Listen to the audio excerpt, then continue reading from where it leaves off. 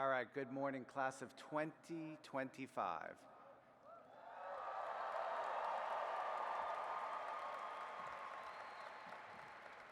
We're going to build. We're going to have a slow burn here. I know it's early for some of you guys. On behalf of the faculty of the great School of Liberal Arts, including the chairs and directors of the 35 departments and programs who are sitting on the stage behind me, as well as representatives from more than 400 faculty and 100 staff in this school, welcome to the Superdome. So I really want to welcome your families who have traveled here across rivers and seas to celebrate you. They've come from California and Chicagoland. They've come from New York and North Carolina, Texas, Florida, Georgia, and many other places, and they've come from across the oceans, from India. Let's hear it, India. I know you're here. To Vietnam, Colombia, and Chile, and China. And there are many other lands to be here. And to those of you from our great state of Louisiana, who crossed the Mississippi River, they crossed Lake Pontchartrain, or they took Claiborne Avenue to get here. And there was traffic, I know, I got stuck in it. I don't care how big of a Saints fan you are, this is the best team we've assembled on the 50-yard line for quite some time. I just want to ask, how many of you have been to the Superdome before? Raise your hands. I'm looking back there. All right. I'm looking for the families up there. You know what? Forget about it. We can't see you up there anyway. It's just like lights. But I can see the graduating students. So how many of you have been on the field of the Superdome before? Ooh, we've got a few. That's great. I hope you weren't streaking or something. But we are back here in the Superdome for the first time since 2019. It's been a while since we came back here, and most of you then were finishing your sophomore year in high school. And what a journey it has been.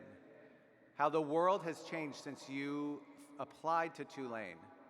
From within a global pandemic, the likes of which the world had not seen for a century, you took a chance on Tulane and on New Orleans.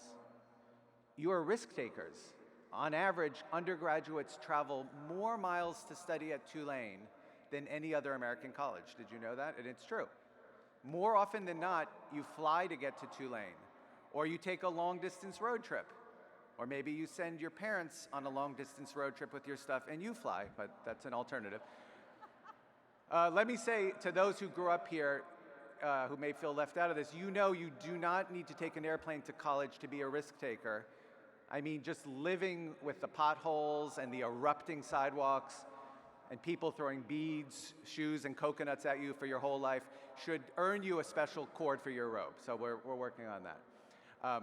But about a year before you arrived, as the pandemic was first breaking, I wrote a piece about your generation that went viral. I called you the fractured generation because of all you had gone through already. You are among the very first college graduates to have been born after September 11th and the long and uncontainable war that it unleashed. You grew up during an era marked by school shootings and lockdown drills. Any of you had a lockdown drill when you were growing up? Yeah. By middle school, the domestic politics had gotten fractious. You grew up with technology, and it framed your lives in ways that your parents could not fathom. The digital revolution was your youth. The first iPhone was released in 2007, 18 years ago.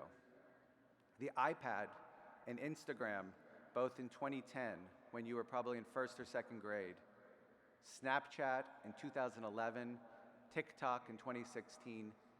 People have been calling you an anxious generation. One prominent commentator recently claimed that because of the technology you grew up with, your minds have been rewired. They say you have little attention span. Wait a second, am I losing you? I have been speaking without visuals for a few minutes already, I know. So let me make this a little bit easier for you to focus. Let's see.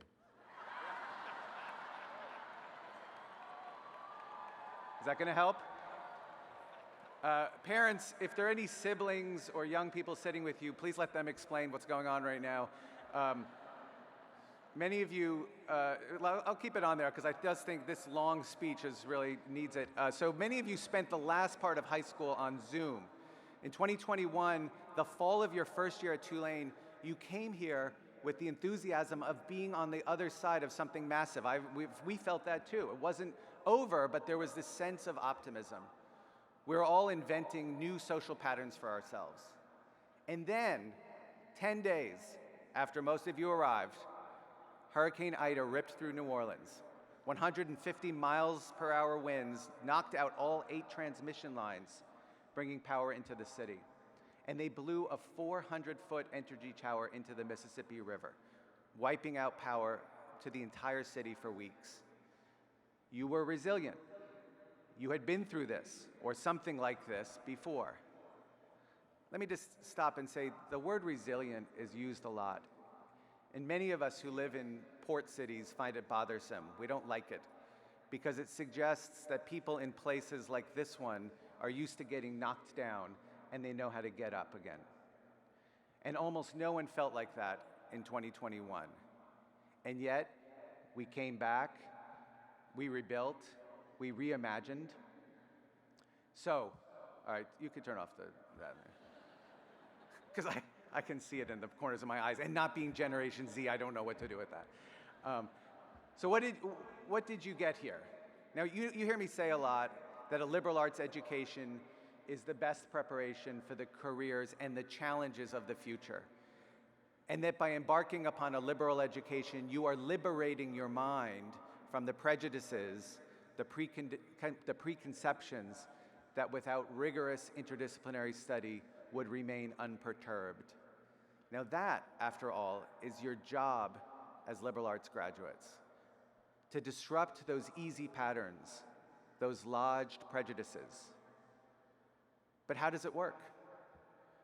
Here's my final exam for you. Call it a pop quiz. Do you want me to put the Subway Surfers back up? All right, let's put them back up one more time. Okay. Parents, we'll tell you later. I don't know why it helps them focus. Okay, let's stop the Subway first. Surfers, you're graduating, okay. So as liberal arts graduates, you have an obligation to show the world how the ways in which you have learned to think, the critical thinking, the creative problem solving, the way you can bring together some of the most disparate areas and contradictory ideas and hold them up for judgment. Those skills that you have developed here, and I hope you will continue to develop, are essential for our future. The founders of the United States believed so. Washington, Franklin, Jefferson, all wrote in one way or another that an educated citizenry would be necessary for the success of our democracy itself. Think about that. Remember that. And we've been talking about attention and paying attention, focusing when the Subway Surfers is not on, is going to be your most urgent task as citizens in this country and citizens of this world. And I don't mean just the coming months and years, but for the rest of your lives. This country, this world, needs you desperately. Pay attention to what's happening. Don't let the technology distract you. It can help a lot, but it can also hallucinate. You know what I mean. Don't hallucinate. I say a lot that if you're an educator, you must be an optimist. And that's because as educators, we are teaching those who will come after us, who will be here after us. As researchers, we are trying to discover what is not yet known, which is a forward-thinking enterprise. We hold contradiction in our heads. I hope that we grapple with both sides of every argument, that we find the nugget of truth in the opposing viewpoint, that we consider and we debate, and that we pay attention. I am an optimist, always and even in the most difficult of circumstances. Like you, we, the faculty, have lived through a lot since 2021. And right now, looking at this beautiful class of 2025, I am as proud and as optimistic as I ever was at Tulane. You are, and I'm so proud to know you all, a truly incredible class.